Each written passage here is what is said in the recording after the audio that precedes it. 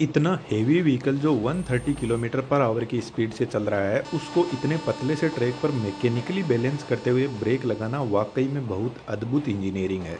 इतनी heavy sparking होती नहीं है ब्रेक लगाते टाइम जितनी हमने दिखाई है, लेकिन इमरजेंसी ब्रेकिंग के टाइम ब्रेक शू से हल्की स्पार्किंग या बहुत ज़्यादा हेवी लोडेड लोकोमोटिव में व्हील स्लिपेज की वजह से स्पार्किंग होती है।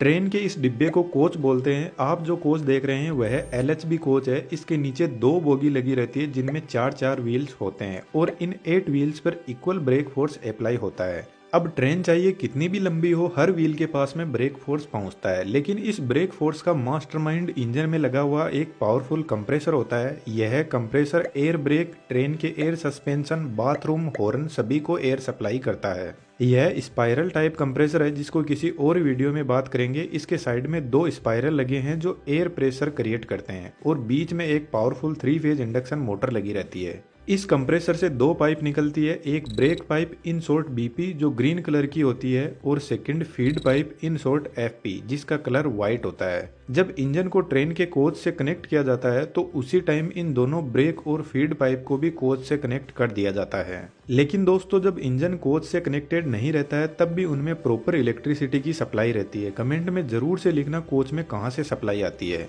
इंजन और कोच के दोनों साइड में ही वाल लगे रहते हैं जिनको एंगल कोक बोलते हैं। इनका यूज जब इंजन को अलग किया जाता है तो इन पाइप से प्रेशर कम ना हो जाए इसलिए बंद कर दिया जाता है। अब यह दोनों पाइप हर बोगी से होते हुए ट्रेन के लास्ट कोच की बोगी तक जाती है। हम किसी एक बोगी का ब्रेक मैकेनिज्म समझते हैं। इंजन में रखा हुआ कंप्रेसर इस फीड पाइप में कॉन्टिन्यूसली प्रेशर भेजता रहता है और फीड पाइप इस रिजर्वोयर से कनेक्टेड रहती है, लेकिन रिजर्वोयर में एयर भेजने से पहले एक वाल लगा रहता है आगे के मैकेनिज्म को मेंटेनेंस के काम के लिए, और एक डस्ट कलेक्टर लगा रहता है जो डस्ट को आगे नहीं जाने देता। इसके अलावा एक नॉन रिटर्निंग वाल जिसको शॉर्ट में एनआरवी बोलते हैं जो सिर्फ फीड पाइप से एयर को रिजर्वोयर में आने देता है लेकिन वापस नहीं जाने देगा।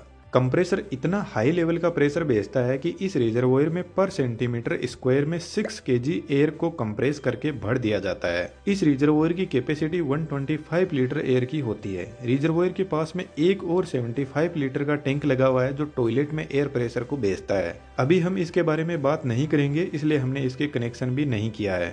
तो इस रिजर्वोयर से एयर डिस्ट्रीब्यूटर वाल के पास में पहुंचती है। डिस्ट्रीब्यूटर वाल के अंदर ब्रेक पाइप से भी डायरेक्ट कनेक्शन आता है। ब्रेक पाइप का प्रेशर 5 kg पर सेंटीमीटर स्क्वायर होता है। यह वाल बहुत बेहतरीन तरीके से काम करता है। इस वाल से आउटपुट जो निकलता है वह दोनों बोगी की तरफ एयर प्रेशर को भेजता है ब्रेक एप्लीकेशन के लिए। डीबी में एक पिस्टन दिखाई दे रहा है जिसमें नीचे की तरफ रिजर्वोयर से प्रेशर आ रहा है और ऊपर से ब्रेक पाइप का प्रेशर आ रहा है, तो पिस्टन एक जगह रुका रहेगा। जब ट्रेन का ड्राइवर ब्रेक लगाता है तो वह ब्रेक पाइप के प्रेशर को कम करने लगता है, जिसकी वजह से फीड पाइप से आ रहा प्रेशर इस पिस्टन को ऊपर की तरफ फोर्स लगाएगा, जिससे फीड पाइप का एयर प्रेशर का कनेक्शन ब्रेक सिलेंडर की पाइप से हो जाएगा और रिजर्वोयर में भरी हाई प्रेशर एयर दोनों साइड में लगी बोगी की तरफ जाने लगेगी। दोस्तों, यह एग्जॉस्ट पाइप है। यहाँ पर जो पिस्टन लगा है उसकी डिजाइन कुछ इस टाइप की है और वह इसलिए क्योंकि जब feed pipe brake cylinder pipe से कनेक्ट होती है उसी time break pipe exhaust pipe से कनेक्ट होती है, तो पिस्टन ब्रेक पाइप के प्रेशर को एग्जॉस्ट पाइप से रिलीज नहीं होने देता। अब इस कंडीशन में रिजर्वोयर का प्रेशर धीरे धीरे डाउन होने लगता है, लेकिन कंप्रेसर इस प्रेशर को डाउन होने नहीं देता, कंटिन्यूअसली एयर को भेजता रहता है। यदि लोको पायलट जितनी स्पीड से ब्रेक पाइप का प्रेशर रिलीज करता जाएगा उसका 2.5 टाइम्स प्रेशर ब्रेक सिलेंडर की तरफ जाएगा। फॉर एग्जाम्पल, यदि लोको पायलट ने 1 kg पर सेंटीमीटर स्क्वायर ब्रेक पाइप का प्रेशर डाउन किया तो ब्रेक सिलेंडर की तरफ रिजर्वोयर से 2.5 kg पर सेंटीमीटर स्क्वायर प्रेशर जाएगा। इस पाइप से होते हुए एयर प्रेशर यहाँ से फ्रंट और रियर व्हील के लिए डिवाइड हो जाएगा। यहाँ पर फिर से वाल लगे रहते हैं मेंटेनेंस के काम के लिए। यह पाइप दोनों फ्रंट व्हील के लिए जा रही है और यह पाइप इन दोनों व्हील तक पहुंचती है। हम एक व्हील के ब्रेक मैकेनिज्म को समझते हैं। दोस्तों, एक थोड़ा बारीक मैकेनिज्म है, इसको समझना। अभी डिजिटल दुनिया का जबरदस्त टाइम चल रहा है और इसमें नई नई स्किल्स की भरपूर डिमांड है और पैसा अनलिमिटेड, और इनमें 3D एनिमेशन भी एक जबरदस्त डिमांडिंग स्किल है। हमने बेहतरीन 3D एनिमेशन का कोर्स डिजाइन किया है। लर्निंग के अलावा जितने भी अर्निंग के तरीके हैं उनके बारे में भी बात की है, और हम एक प्राइवेट 3D कम्युनिटी भी बिल्ड कर रहे हैं जिसमें आप अपने आप को बेहतर पॉलिशिंग कर पाओगे। डिस्क्रिप्शन में डिटेल्स अवेलेबल है, बहुत कुछ सीखने को मिलेगा, जरूर से ज्वाइन करना। अब वापस टॉपिक पर आते हैं। एयर प्रेशर सबसे पहले ब्रेक सिलेंडर में आता है। ब्रेक सिलेंडर में डायफ्राम होता है जो एयर के प्रेशर से कुछ इस तरीके से मूव करता है। अब डायफ्राम का का फोर्स इस पिवट पॉइंट पर पहुंचता है और इस पिवट पॉइंट से ब्रेक फोर्स ब्रेक शू पर जाता है और ब्रेक शू ब्रेक डिस्क पर घिसने लग जाता है और धीरे धीरे ट्रेन का व्हील रुकने लगता है। यह सेम प्रोसेस सभी व्हील्स के साथ में होती है। ब्रेक डिस्क कुछ इस टाइप की बनी होती है जिसमें कुछ ऐसी बार होती है जो इसकी कूलिंग में हेल्प करती है।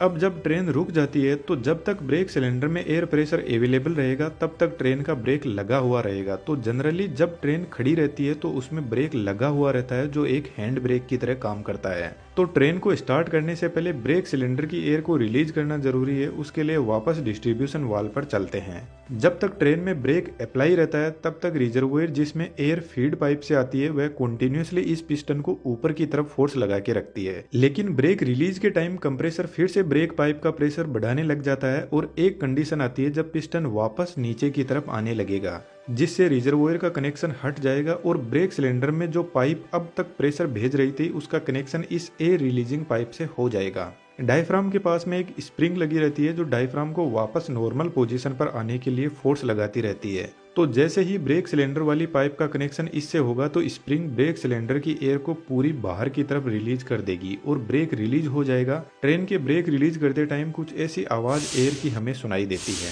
डिस्ट्रीब्यूशन वाल्व के पास में एक छोटा टैंक और होता है। इसमें ब्रेक पाइप के प्रेशर को परमानेंटली फीड कर दिया जाता है ताकि जब ब्रेक पाइप का प्रेशर रिड्यूस हो तो डिस्ट्रीब्यूशन वाल्व इस छोटे से टैंक से कंपेयर कर सके कि ब्रेक पाइप का प्रेशर कितना रिड्यूस हुआ है। ट्रेन में एक और ब्रेक होता है हर कोच के अंदर जिसको चेन पुलिंग बोलते हैं। तो जब कोई भी चेन पुलिंग करता है तो एक्चुअल में वह ब्रेक पाइप के प्रेशर को रिलीज कर देता है जिससे ट्रेन में ब्रेक अप्लाई हो जाते हैं। LHB कोच में डिस्क ब्रेक होता है जबकि ICF कोच जो ब्लू कलर के होते हैं उनमें डायरेक्ट व्हील पर ब्रेक फोर्स लगता है। ब्रेक मैकेनिज्म दोनों ही कोच में एक ही जैसा है लेकिन LHB कोच में ब्रेक सिस्टम के कंट्रोल के लिए एक पूरी कंट्रोल यूनिट होती है। इस यूनिट के पास में 2 ब्रेक इंडिकेटर लगे रहते हैं दोनों साइड की बोगी के लिए। तो जब ट्रेन में ब्रेक अप्लाइड रहता है तो यह रेड कलर का हमें दिखाई देता है और ब्रेक जब रिलीज रहता है तो ग्रीन कलर का इंडिकेशन दिखाई देता है। यह control panel toilet air suspension के लिए भी एयर प्रेशर को सप्लाई करता है।